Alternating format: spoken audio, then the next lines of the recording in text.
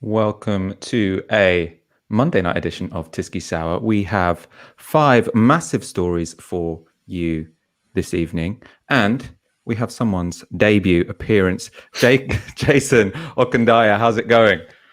Very well, thank you. How are you?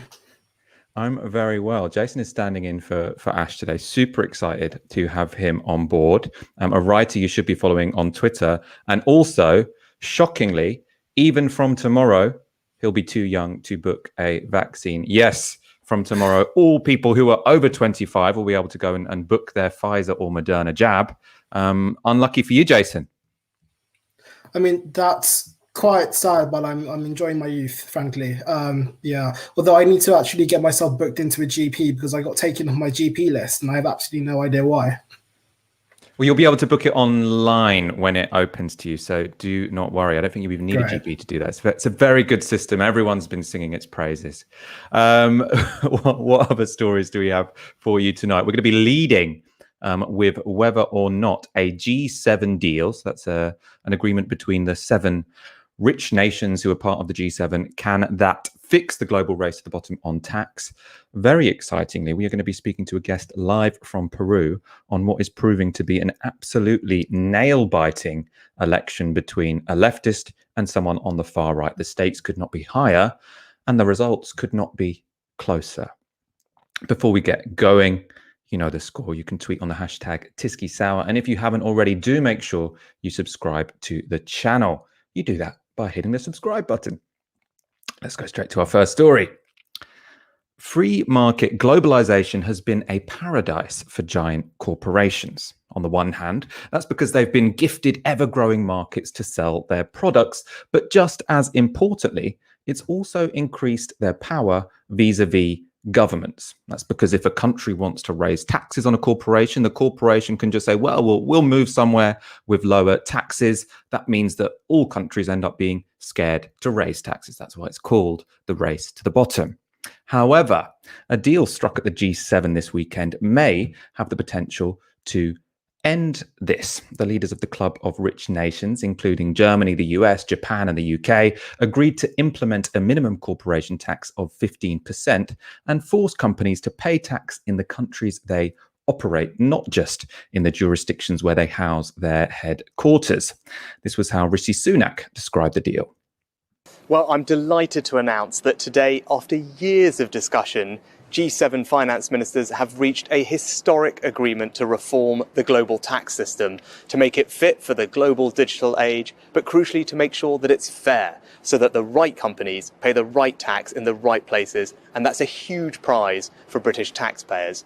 It's a very proud moment, and I want to say thank you to my G7 colleagues for their collective leadership and for their willingness to work together to seize this moment to reach a historic agreement that finally brings our global tax system into the 21st century.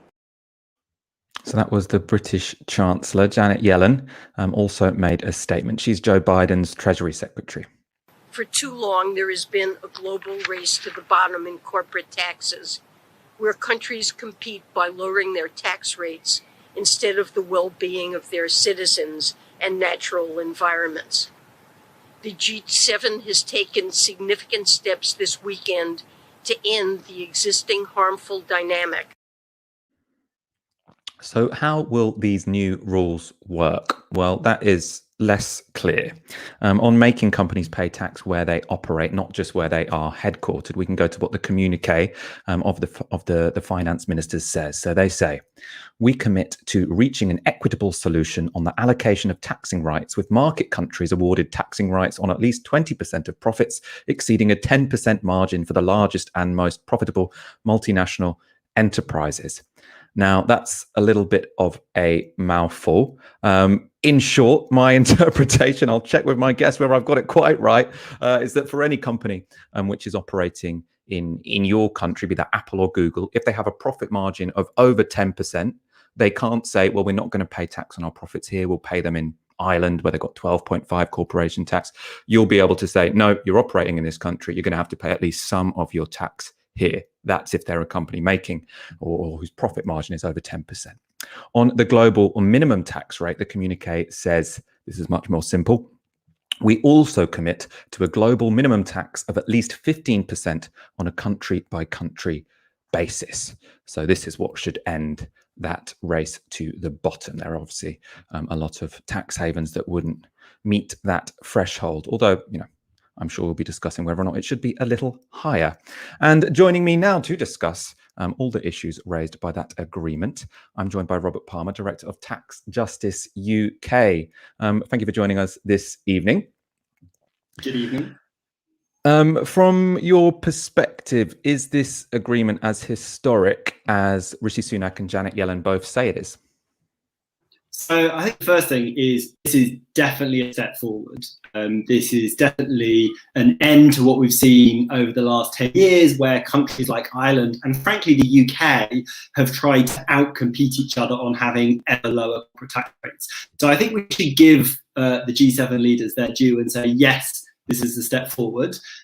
As you can imagine, those words you flashed up on the screen hide lots of potential loopholes, lots of technical details that still need to be worked out. And as you suggested, a 15% tax rate is really low. The starting point for these negotiations, President Biden from the US suggested 21%. The UK's own headline tax rate is going up to 25% in 2023. So 15% is basically the bottom of what we expected.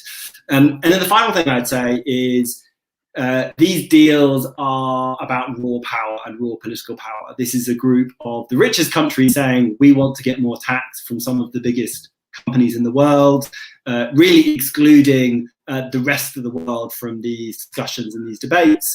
And there are real concerns about how much money lower income countries will get from this deal.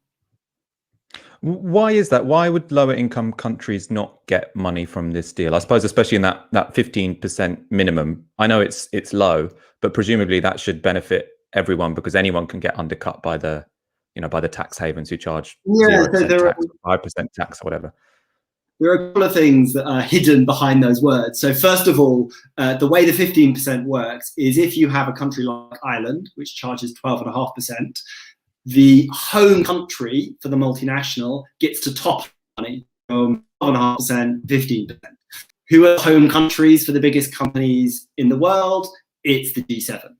They're the ones that are going to benefit from the most from the minimum tax rate as it's currently designed. And then the other part, which is taking some money from some of the very biggest companies in the world. Again, it's unclear how the formula that will work. It's unclear the details. What we've got from this weekend is essentially a political agreement from a bunch of rich countries saying this is where we want to go. The details will have to hammered out. There'll be negotiations, but I really do think this is a step in the right direction. We should definitely criticize it for not being ambitious enough. We should definitely criticize it as a stitch up from the richest countries in the world. But it does represent a fundamental change in the debate about corporate tax.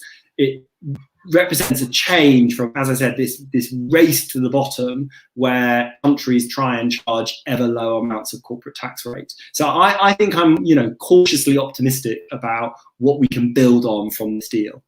Our audience will probably be watching this thinking, oh, look, the devil's going to be in the detail. It's going to be whether or not they create these loopholes that Amazon or Google or whoever can jump through. And they might say, look, why would these people not create the loopholes? These leaders work in the interests of these big businesses who they're purporting to try to regulate. Do you think this could all be just for show, or do you think there is actually an interest for these governments in clamping down on these big tech giants who, in many contexts, they're actually quite close to? So I think there are two things. One is cold, hard cash. Governments want to try and raise more revenues, and going after corporates is a popular thing to do.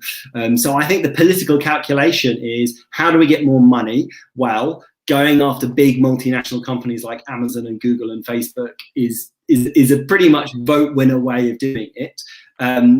But as you say, we'll really have to see how this agreement is implemented in practice. The biggest companies in the world spend huge amounts of money to reduce their tax bills. They are expert at finding loopholes. But I just want to end by saying I do think we should be a bit optimistic. And I also think from a kind of left-wing point of view, 2 months ago, the UK was blocking this deal. And in the last 2 months, we as campaign groups have helped get this issue on the media. The Labour Party has come out in favour of a really strong, ambitious deal. And that's put pressure on the government. And they've come to an agreement. It's not as good as we want, but it's definitely better than what we had before. So a very nice positive note to end. And I suppose I should say, you know, congratulations. You've been campaigning on this kind of thing for a while. And it seems like the ball is finally moving, if that's the correct phrase. Thank you. In any case, Robert Palmer, thank you so much for joining us this evening. Let's go to a comment. Rajia D with a tenner says, woohoo, finally some good news. Hope the extra money gets spent well. Yeah, I mean, let's hope. Big if. But I mean, you know, it's obviously one of the big problems for governments of even progressive stripes who would have spent the money on decent things was that it's so difficult to do so when you've got the financial markets who are sort of bullying you to lower taxes, etc. So it's a good starting point if it can be made to work. I'm going to go straight on to our next story. The idea of the no-go zone, that there are parts of European towns and cities that are so dominated by ethnic minorities that white people cannot even enter, is a far-right myth that just won't die. And that's partly because even though it's patently untrue, it's constantly pushed by the mainstream media, including here in Britain. This weekend, the Daily Mail ran a story with the headline, British towns that are no-go areas for white people. Muslim author's study of mosques reveals children attacked for being white, parents making families live under Taliban-like rules, and women who can't leave home without permission. Now, when it comes to no-go zones, whichever town the Daily Mail had picked, this would have been a divisive and bullshit story. There aren't any no-go zones in Britain for white people. If you've ever lived near one of the places or in one of the places they've called a no-go zone, so for me that's Tower Hamlets. My experience is them calling Tower Hamlets a no-go zone and me thinking like, no, Tower Hamlets is great and there's no one that's remotely worried about going there or moving there. In fact, rent's really high because it's a nice place to live. Private rent is. But this article was ridiculed more than the usual piece on no-go zones because of the nature of at least one area it picked out. Let's go to their no-go zone map. So this is their no-go zone map of Britain. You can see in the middle, they picked out Glasgow, Edinburgh. I mean, I've never seen that picked out for that particular reason before, but in any case, let's go to the ones they've got pictures of. We've got Blackburn. White men fear violence if they enter no-go areas. Bradford. Locals fear it will become an apartheid city within 30 years. Dewsbury feels like a different country and century. And Didsbury, Sharia court within the mosque, which was once a church. Now, it was the inclusion of Didsbury that raised the most eyebrows. That's because it's, in fact, one of the whitest and wealthiest parts of Greater Manchester. The 2011 census showed that Didsbury West was 84.1% white and Didsbury East was 77.9% white. As I've said, it's also one of the poshest. So many social media users came out and said how ridiculous this was and how clear it was that the Orva had no idea what this place was like, because there's no way that you could, even as I say, any idea that there is a no-go zone in this country is ridiculous, but the idea that you would put this in that category, even more ridiculous. I want to bring up a tweet from someone commenting on this. I used to avoid Didsbury when I lived in Manchester, only because I couldn't afford to live there, and I once ordered fish and chips in a restaurant and got 8 chips piled up like Jenga, and the amount of fish wouldn't have filled a fish finger. Now, I could show you a lot more comments like this from social media, but I don't need to, because debunking this story is also the Daily Mail itself. This was from just 3 weeks ago. That's when Didsbury appeared in the paper, not as an example of Britain's no-go zones, but rather as an up-and-coming location for property buyers. So the article here reads, A posh and leafy Manchester suburb has been named as the most popular place for buyers actively looking for their new home.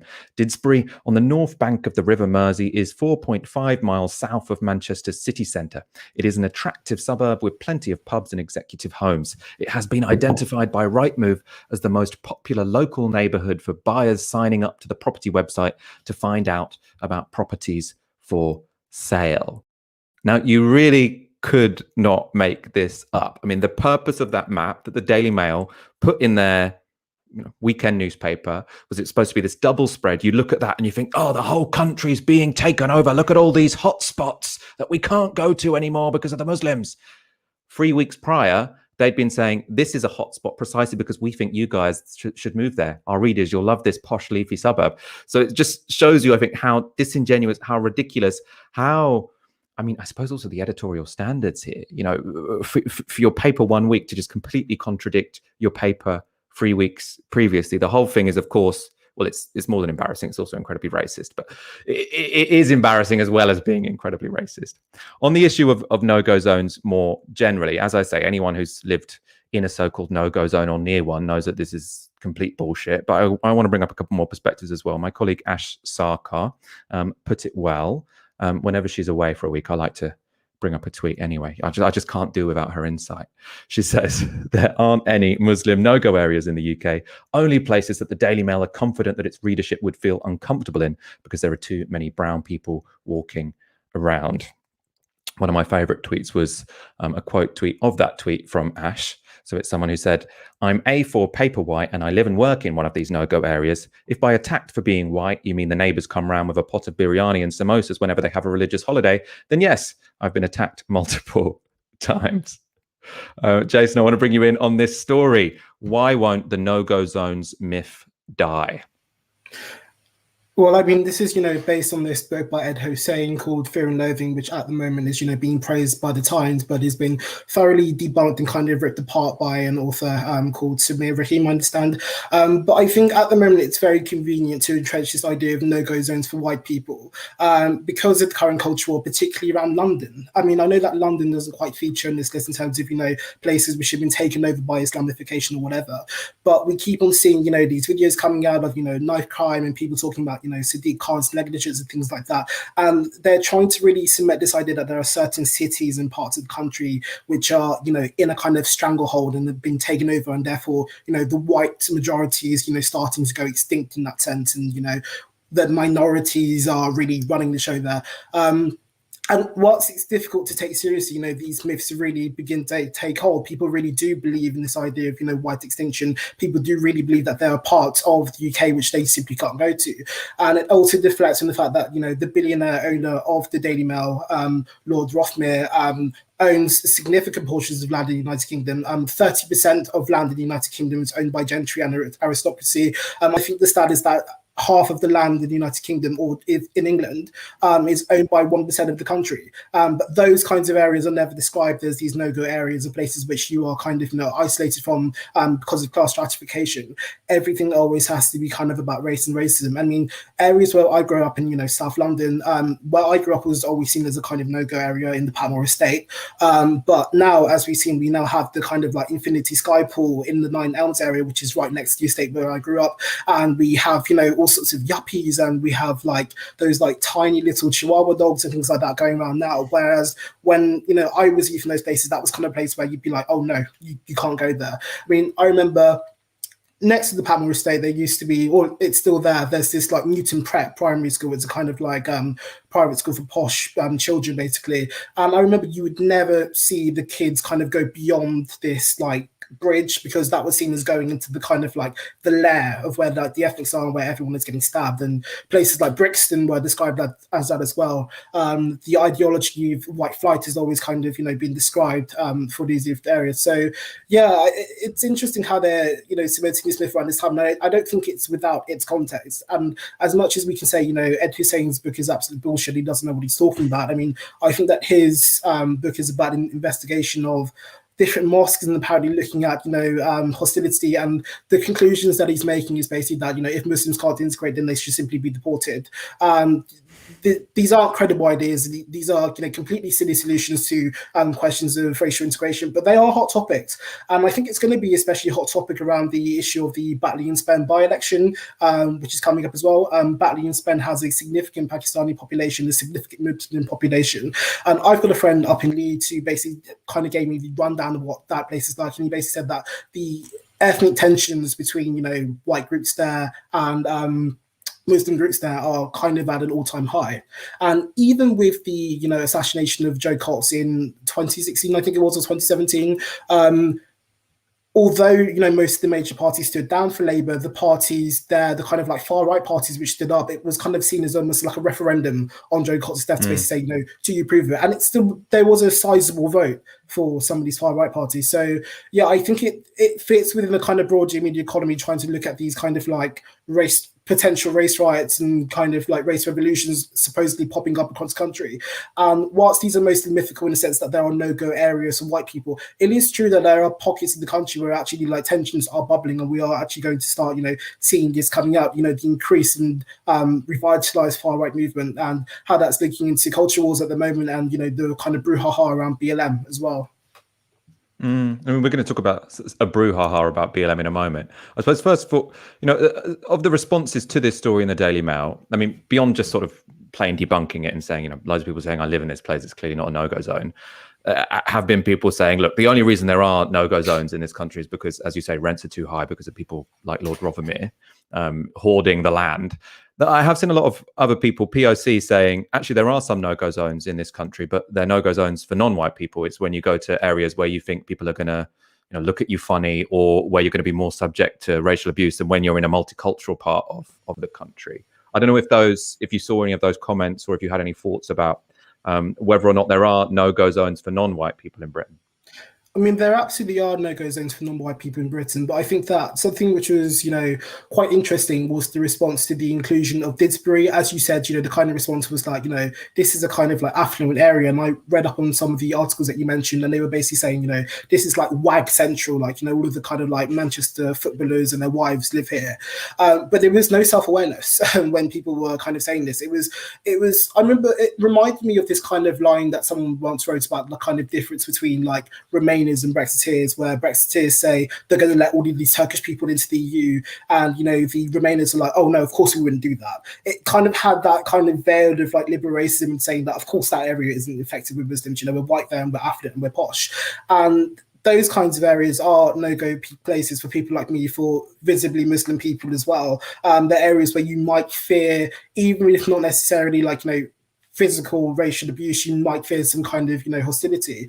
And it's interesting, the area where the young 14-year-old boy, I don't want to get his name wrong because I can't remember, so I'm not going to say it, was murdered in the past week. Would that now be described as a no-go area for Black people? Will we have articles basically determining different areas where you're more likely to experience some kind of racist incident? Because even the links that story has to Stephen Lawrence are quite interesting, because the area of Southeast London where Stephen Lawrence was effectively lynched did in some ways become a no-go area for Black people. The BNP had set off a kind of like library there, which operated as offices. They used to go on marches. They used to put up posters around St. George's Day, which had St. George slaying the dragon. And that kind of area made it very visible that this is not a place where you can go. And even like say like the bearings of the St. George's Cross and things like that, these are very visible markers of no minorities here, no immigrants here, no Black people here. You can't name parts of the country where you have that kind of like open anti-white display of hostility either in the past or now. So it is fragrant bullshit to suggest there are no-go white areas, but there are absolutely no-go areas for POC. Yeah, I mean, I suppose this is never about whether or not you can go to an area; it's whether or not you own an area. I think that's the issue of no-go zones, really, isn't it? Saying that we no longer, as white people, own this space; we have to share it with other people, and we don't like that. Yeah. I'm sure we could talk about this topic for a long time. We're going to move on to our next story. If you're enjoying the show, please do like the video. It helps us on the algorithm. On Sunday, Peru went to the polls to elect a new president. Now, the candidates couldn't be more different. This is definitely an election that matters. One is a leftist, the other is a right-wing populist. And the results could not be closer. So at the time of broadcast, the results are being counted now. Pedro Castillo is on 50.1%. The opponent is on 49.99%. Now, that could not be any closer. That is absolutely nail-biting. That's with 94.5% of the results processed. And let's take you through some of the candidates. So Pedro Castillo is running as the candidate of the left-wing Free Peru party. He's an elementary school teacher and was a leader in Peru's 2017 teachers' strike. He's promised to tackle inequality and give the state a bigger role in economic management. And he's also campaigned on corruption. He said, "I come with clean hands," which is contrasting himself to the many other previous Peruvian presidents and politicians who have been investigated for corruption. Let's look at who he's up against. This is Keiko Fujimori, who is the leader of the right-wing Popular Force Party. She's also the daughter of jailed ex-president Alberto Fujimori. Her father is serving a 25-year sentence for corruption and human rights abuses. Fujimori had said that if she were elected, she would pardon him. She's also facing corruption charges herself and could be jailed if not elected. Now, this is an incredibly close race with a lot at stake. Unfortunately, we can't tell you quite yet who has won. But I think probably from the votes that haven't been counted yet, we should be able to get an idea. So to discuss this battle between left and right, I'm joined now by Matt. Sorry, I didn't have your name in my script. Matt, how are you doing? When will we know who has won this election? It could take anywhere up to about 10 days is what we're hearing until final, all of the final votes are counted. What we're dealing with here is that 94% of the votes have come in, as you said, and most of them have come in from Lima. They've come in from other parts of the country.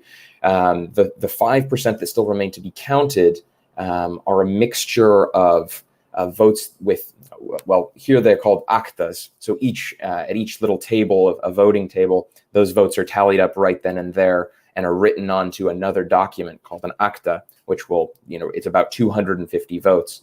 There are some, number of in the thousands of those with certain problems here and there. Maybe there wasn't a signature, maybe the numbers don't tally correctly, and these will be litigated and fought over in a harsh battle over the next 10 days. And as you said, the stakes couldn't be higher in this moment.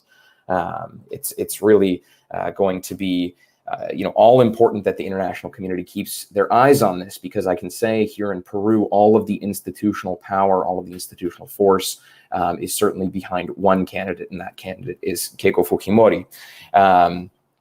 All of the press, all of the judiciary, and many of the other sources of political power here in Peru. So I think it's just of utmost importance that we watch this very closely. We, of course, have an international delegation from the Progressive International, including parliamentarians from across the region and union leaders and electoral experts. There are others here from all across the world, and it just really demonstrates the importance of these electoral observation missions in such critical moments.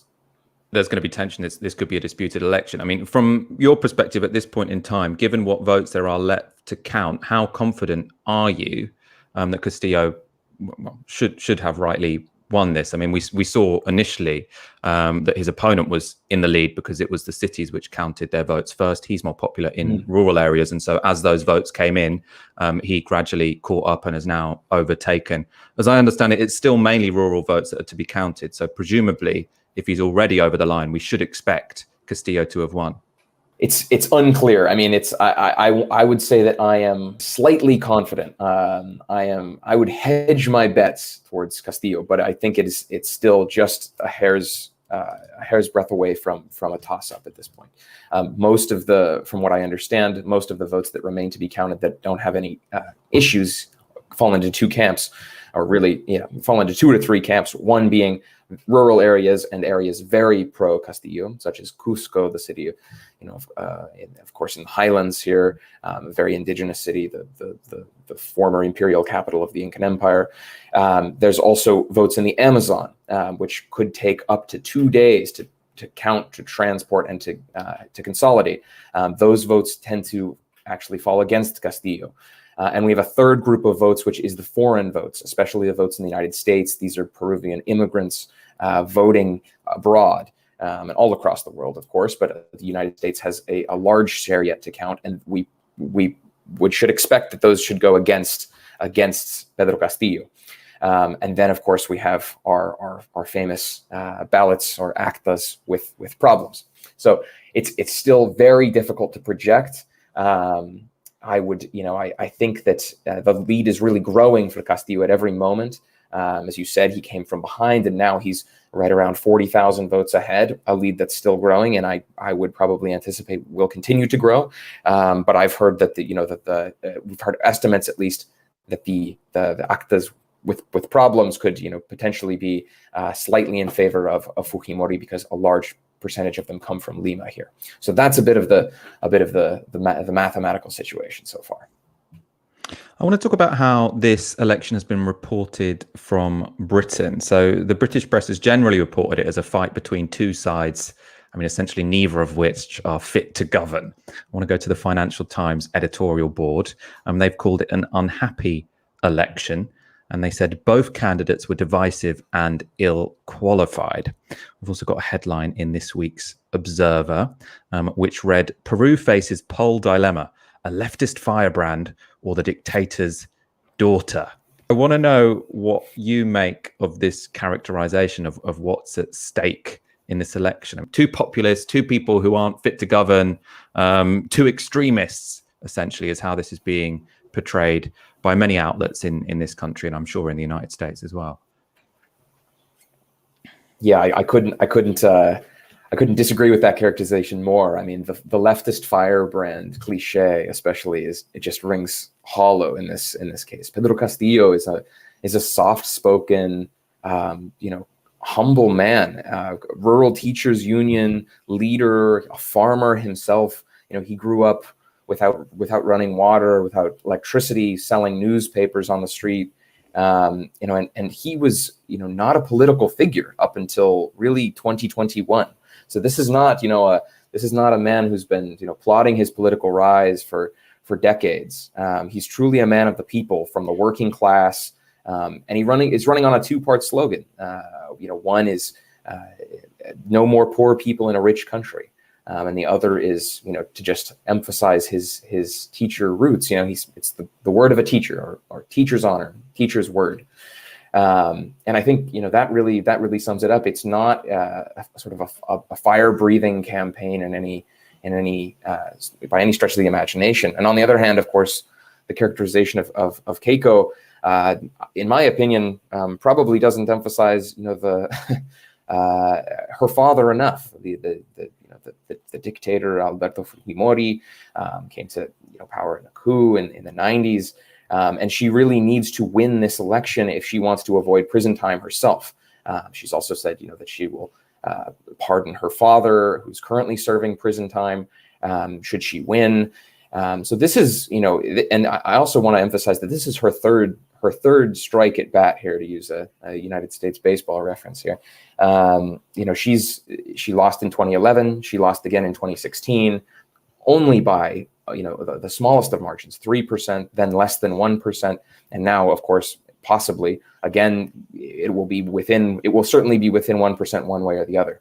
But this is really not only her political life that she's fighting for; it's also her very very real freedom to stay out of jail.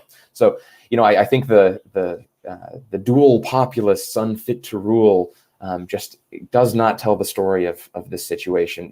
Peru is in a moment of major upheaval. It will have had four presidents within 1 year. People are clamoring and demanding a new constitution, to be done with the constitution of Fujimori, much like Chile has now just accomplished being done with the constitution of Pinochet, and writing a new constitution with popular demands and with economic rights and with plurinationalism at the heart of that constitution. So this is a popular demand. As poll after poll has shown, it just remains to be seen if there will be how these last votes shake out to determine the course here. Finally, and it's not probably the most important question, but it is the one that's been tantalizing me the most, and many people I've seen on social media. What's with the giant pencil? So Castillo is always campaigning with this giant pencil, and lots of people in the crowds are carrying giant pencils. What's that about? Well, I think there's a two-part symbolism, really. I mean, one is, of course, emphasizing that he's a teacher, and he comes from education. That's his background. Those are the workers that he organized and his comrades.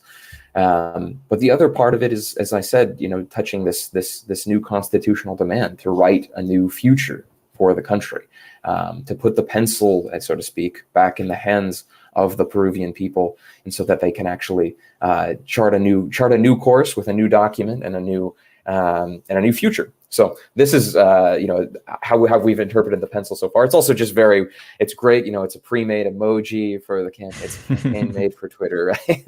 It's a beautiful symbol. Matt Kirkegaard, thank you so much for joining me this evening. And sorry I didn't have your name in my notes when I introduced you initially. No problem. We really do appreciate you speaking to us on what I imagine is a very, very intense day in Lima. Thanks, Michael. Really an honor.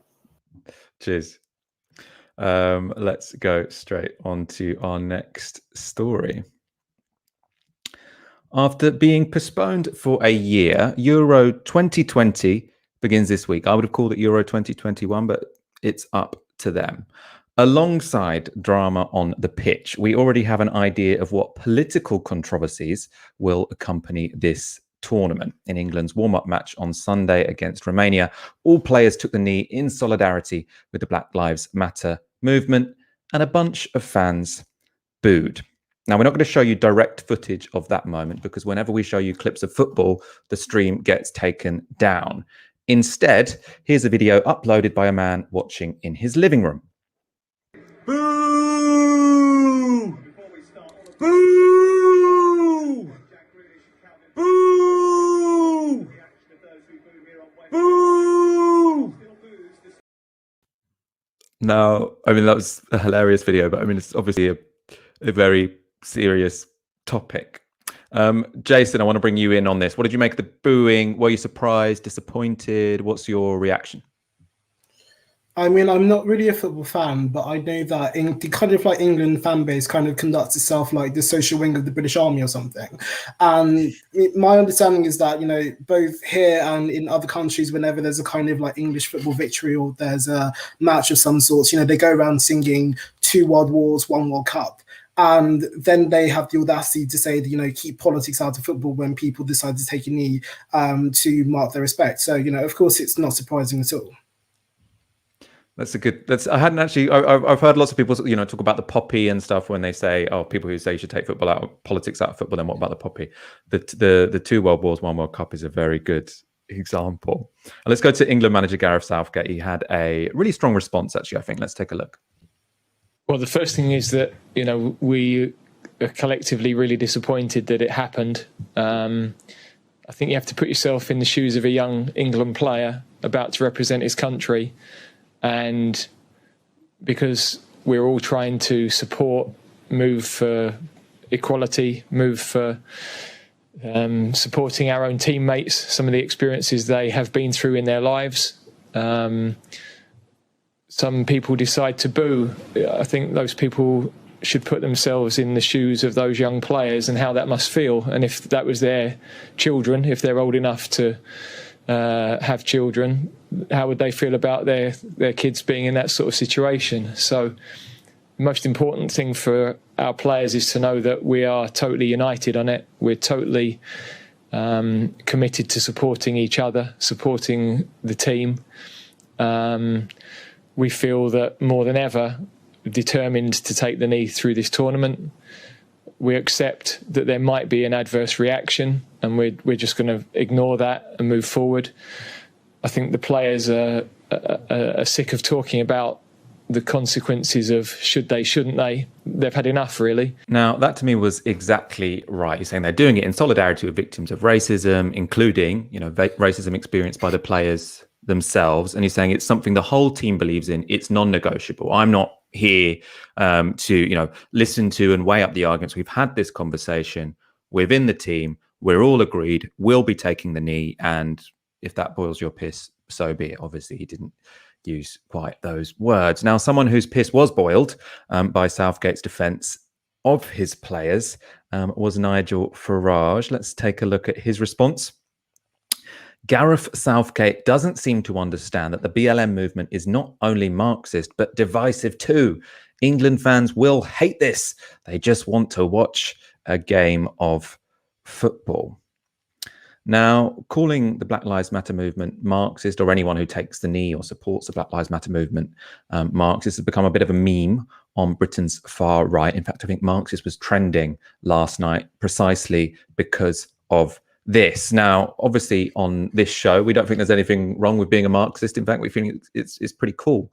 But a response from many people who take the knee or who are in support of this action is saying that it's kind of implausible to suggest that these millionaire footballers, by taking the knee, are endorsing some sort of Marxist ideology, and this is a much simpler symbol of solidarity against racism. Jason, I want to bring you in on this, and I suppose particularly what you think about the Marxist BLM meme. Should we be embracing it? Should we say, yes, it is Marxist? Or should we be saying, like, no, there's nothing wrong with Marxism, but at the same time, taking the knee does not make you a Marxist? Yeah, I think it's interesting, and that video of Gareth Southgate, he's really quite emotional about it. And what I get the sense of is that he wasn't quite prepared for this level of backlash and hostility, and that's because I've said this before, but I think that the Black Lives Matter movement at large at the moment was built and is still built on quite an unstable coalition, because you have people who just think I don't want my teammates to throwing bananas, and I don't want the audiences to be making chip noises like they've done at some black football players. And then you do have Marxists. You do absolutely have Marxists. You do have people who view anti-racism as the work of undoing racial capitalism.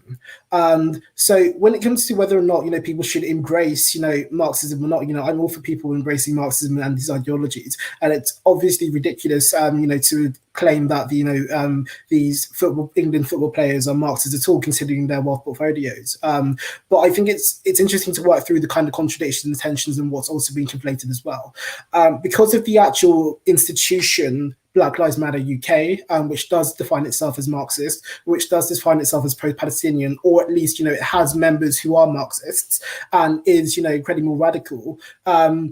Because this is seen as the more kind of like radical end of BLM, and because it uses the name BLM, it's always used as the kind of front within the right-wing press. It's always said, any reference to BLM is therefore invoking this very specific organization and its specific operations and ideologies.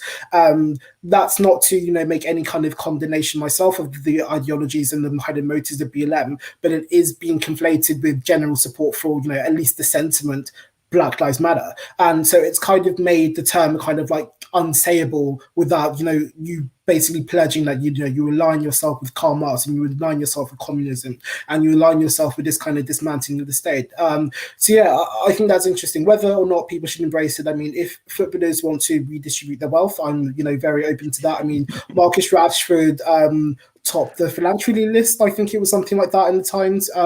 So, I don't see a particular issue with that. I think that football can be like an inherently politicized sport, particularly because, it's populated by so many working class boys who come through raw talent. But yeah, a lot of people found themselves in a really kind of sticky situation. And I think that an interesting example of this, moving away from football even, say, for example, Pretty Little Thing, Boohoo, all those companies like that, who last year came out with their kind of shoddy Black Lives Matter statements and said, we're in solidarity with black communities and we're going to start supporting black businesses and things like that. And then I think like a month later, the story about the Leicester factory workers broke, and it was found that they were exploiting immigrants, majority, South Asian women and garment workers. And it's like that very chain of exploitation, the fact that they're subcontracting to infinity to the point where, you know, these women were being paid poverty wages, is entirely counter to the principles of Black Lives Matter as, you know, most people understand them. It's not just about, you know, treating people nice and, you know, not saying racist things to people. It's also about the working conditions of, you know, people of color and Black people. It's also about the conditions that place us closest to death as well. And so these different, you know, corporations and these different brands can't quite understand that actually they can't declare, you know, and make these statements about Black Lives Matter when they are not just complicit, but when they are literally running the machinery, which is placing people's lives closer and closer to danger and closer to death. And that's not really a charge that I can make of the England football team or the England football players or something like that, because it's not a corporation in that sense.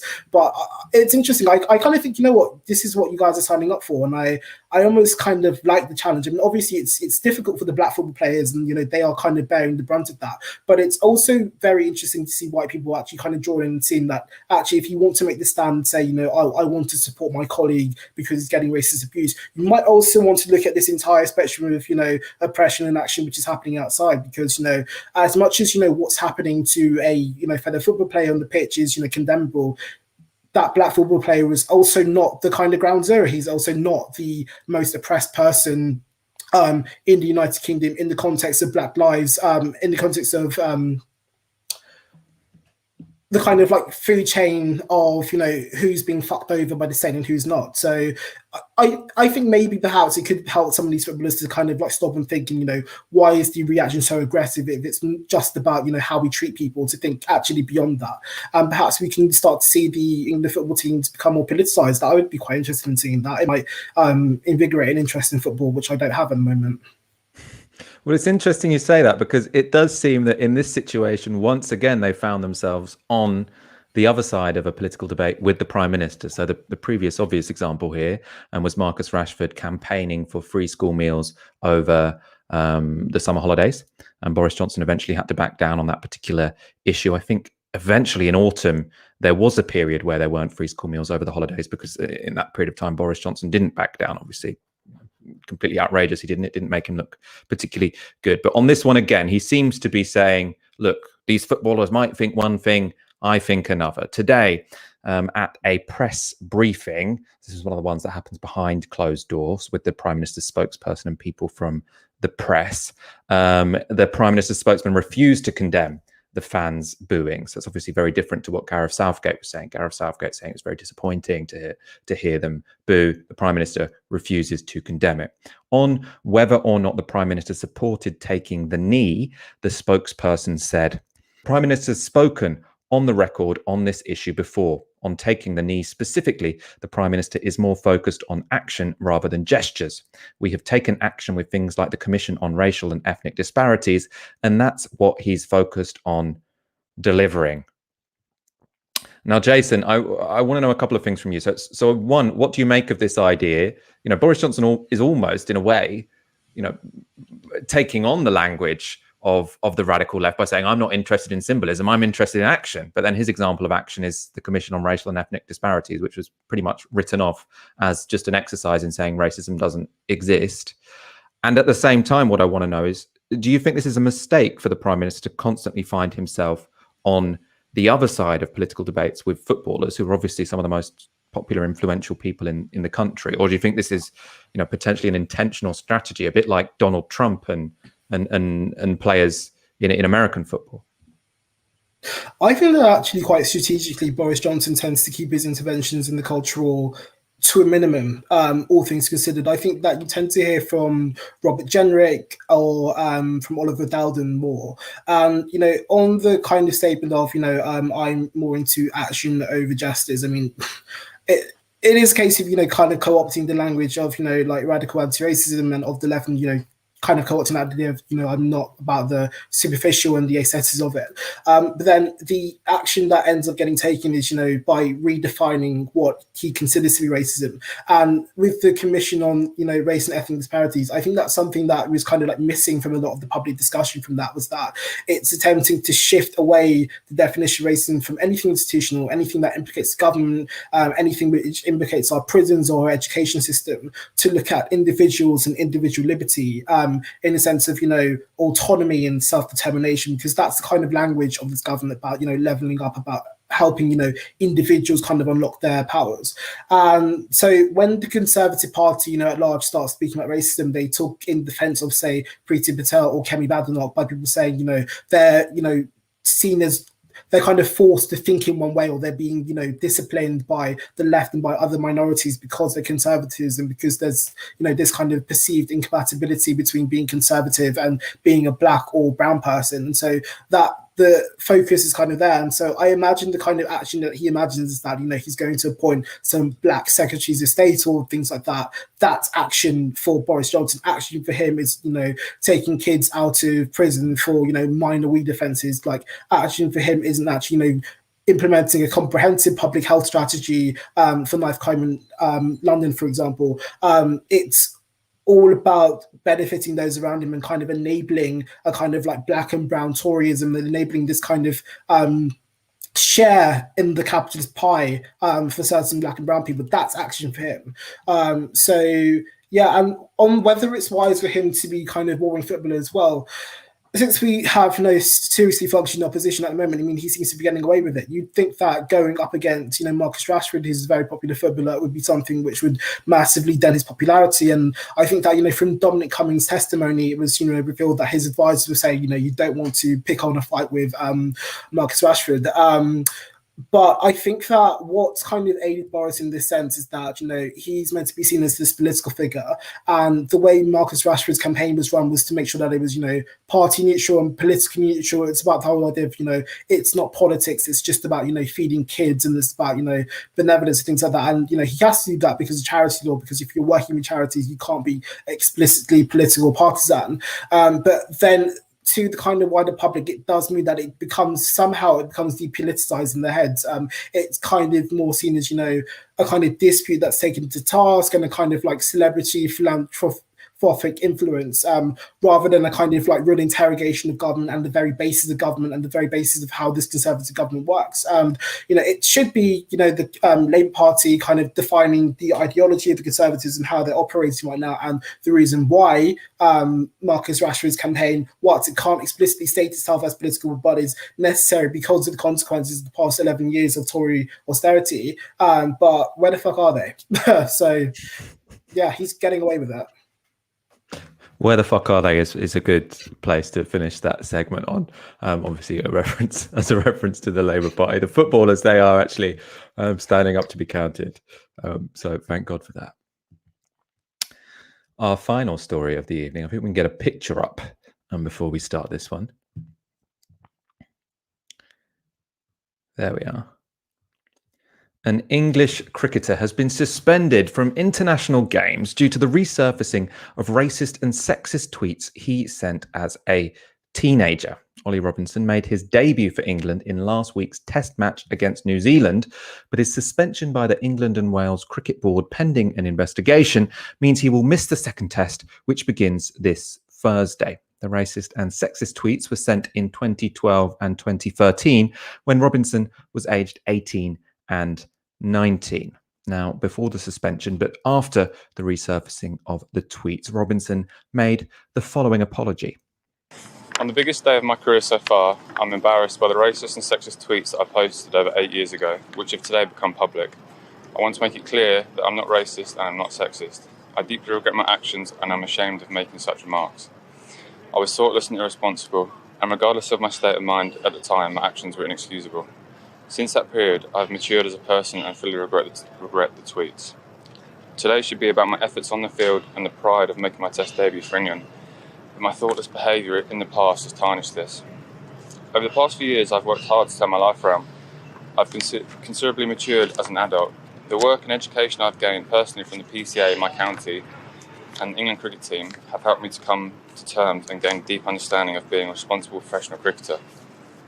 I would like to unreservedly apologise to anyone I've offended, my teammates and the game as a whole in what has been a day of action and awareness in combating discrimination from our sport.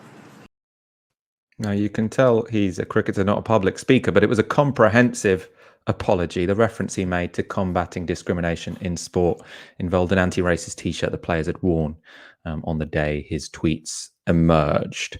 So was the decision to suspend Robinson over the top? Culture Secretary Oliver Dowden thinks so. He tweeted today, Ollie Robinson's tweets were offensive and wrong. They are also a decade old and written by a teenager. The teenager is now a man and has rightly apologized. The ECB has gone over the top by suspending him and should think again. Jason, I want your thoughts on this. Do you stand with Oliver Dowden or the Cricket Board of England and Wales? I don't want to say that I stand with anyone because I think the issue is quite complicated and I don't want to get cancelled on Twitter for my views on this. But I think the problem really is that, social media technologies are still quite new to us and we don't know how to respond to the fact that what we might have once considered the kind of private space, tweeting to your 300 followers some bullshit, 10 years ago, now has particular implications for the public realm because we kind of assigned that importance to Twitter, and someone could be quite an anonymous character and suddenly be propelled into public fame through sporting achievement, through journalism, through whatever, and then have someone trawl through their historic tweets and find some kind of more wrong. And I'm become firmly against the kind of media practice of trawling through someone's historic tweets, because my first question was, what's the reason that these have come up, and what was the reason that someone searched for them? Did he do something racist now? Did he make some kind of transgression now, which meant that, someone thought, oh, let's look if he's got a track record? Or are journalists routinely going through the social media profiles of typically young people to find news stories? It would be easy to consent to this now because, they were wild tweets, and I don't think anyone's arguing that the tweets were fine. They were sexist, they were racist, unequivocally, they were pretty disgusting. But the examples of when this has happened to other people, it's usually been people of colour. I mean, there was the footballer Mason Holgate who made, lots of homophobic tweets, which were one day just randomly unearthed. And I can't remember what consequences there were for him, but, he had to make significant apologies, and that's now on public record. And, I, as a gay man myself, I remember thinking, I just don't know why this has been brought up now and why I need to see these. I thought the same when they were unearthing tweets as well. I just thought, who has gone and searched that out and said, search out this? Probably the most sinister example of this was perhaps Zara Sultana when she was a PCC for Coventry South, because the really fucked up thing about those was that the screenshots were taken like 30 minutes after the tweet was sent, years and years and years ago. So someone had this loaded in a database waiting for her to become public enough to then release them. And it then makes me wonder, did I say something really off 10 years ago that someone's held in a database and is going to release in 5 years' time when I do whatever? I think that there's a kind of risk if left-wing people cheer this on and say, good, get this racist out of here, that we kind of bang the drums for a lot of kind of intrusion into our lives, and we give consent to employers to start dictating over our personal lives and dictating over our personal conduct and historical personal conduct as a way to deny employment. And that kind of thinking is also what is maintaining things like, criminal records, where you have to be vetted and screened before you get a job, and you need to declare whether or not you robbed some sweets from a corner shop when you were 15 years old or something like that. So I can't in good conscience invest myself in the idea of stripping someone of their current position based on historical conduct, because I also ask who is the accountability for as well? I mean, they were racist tweets. Is it that I need to ask for accountability for this guy that I don't know? I know that people are racist all the time, every day. That's not necessarily always directed at me, or that, sorry, that's not the right thing to say. I know people are racist, in their private lives all the time, every day, and I don't know that it can really be the job of individual people to constantly take these people to task, or even people from my past life who have been racist to me in, some context. I mean, when I was at school, there was racism and particularly homophobia all the way up until I was 18. All the way up until my final year of sixth form, I was getting homophobic abuse in school. And I kind of think, based on this logic, can I now go and name one of the boys who was homophobic to me, email their employer and say, I want accountability, I don't want this person to do the job? I think some people would say, that's quite unhinged and that's not really the way to go about this action. So why do we now do this for public figures? I think it's an own goal, and I think it's a kind of power that we shouldn't be so happy to have and wield over people. And we also shouldn't allow the Conservatives to kind of monopolize a kind of moral common sense, because most people do have the instinct that perhaps people shouldn't be over punished for things that they have done as young people. And I know that people keep saying, 18, is it really teenager? It is. As much as, an 18-year-old does know right from wrong, absolutely. He knew that those tweets were wrong. He was probably saying that because that was the time of, the kind of like edgelord internet culture. And perhaps there is some kind of accountability process that is necessary for these kind of old tweets. But because social media technology is so new, we just don't know. And so we have to go to the more extreme end and say, this person needs to lose their job, or this person needs to be outcast from society. And I don't know what we actually gain from this. And so I don't know what's been gained for anyone.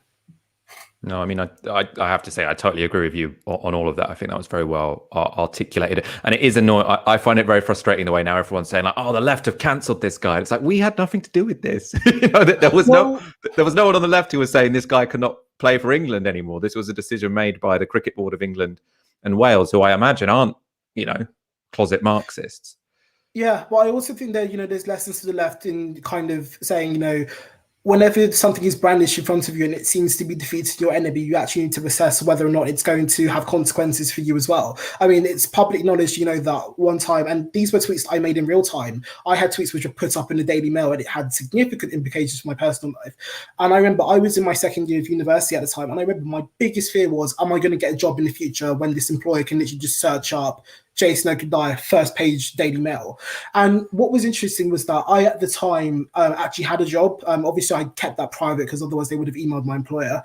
I had a job. I was in a kind of an internship. And obviously, I had to tell them straight up, look, this has happened. I don't know how to deal with it. And I remember, they didn't suspend me. They kind of cared about my well-being and my welfare. But I think what was good and important to them was they kind of made the judgment that we shouldn't be taking disciplinary action on what someone has done in their private life that has not quite brought the company into disrepute. Now, if you're a public figure, inevitably anything you do is attached to your kind of brand, your company, to the English cricket team. Whereas I, as someone who at the time was just a private citizen and not particularly well known at all, could kind of get away with it because, this is behind the scenes and my name wasn't publicly associated with this company. But looking at that kind of grace that was extended there, I do think that was the right decision of the company. But it becomes difficult when it's someone you disagree with. Lots of anti-racists would be like, oh, you can't be racist to white people, so Jason should keep his job. Other people will say, well, this person was actually racist and that person should lose their job. And I just think, based on equality law, what I said technically was racist because equality law defines racism as against any ethnicity. Based on the equality law, you can be racist to white people. So I don't think people should uphold the law as, this kind of like barometer and this measuring stick for whether or not we take a course of action and whether or not we consent to this putativeness, because it will be used against you and it has been used against people. So yeah, that's kind of my view on that. No, I mean, as I say, I agree with that take. And I do actually think that from the left-wing accounts I follow, people seem to be generally agreed in this case that people shouldn't lose. I mean, he hasn't quite lost his job. He's been suspended. He'd quite likely be welcomed back, I assume. But that you shouldn't have harsh punishments for things that people tweeted when they're teenagers. It's just not good practice. It's not going to end well. Jason, it's been an absolute pleasure being joined by you tonight on Tysky Sour. I'm sure we're going to have you back soon if you're up for it. Absolutely. A brilliant debut. And thank you all for joining us tonight. Tomorrow night from 7 p.m. here on Novara Media YouTube, Ash Sarkar will be speaking to Alistair Morgan ahead of the Daniel Morgan murder inquiry report due to be published next week.